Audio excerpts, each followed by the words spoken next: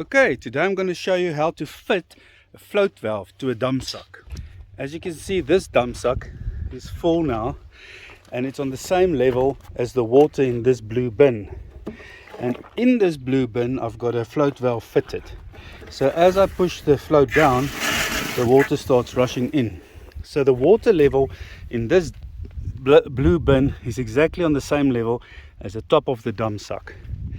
So this drum will stay full because the float valve will keep it full, and the Damsak will stay full because the water in the bin is connected through that pipe to the inlet outlet pipe of the Damsak, which is this black pipe here.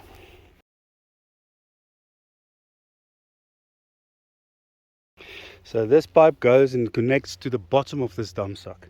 So that means that the Damsak and that blue bin will always be on the same level.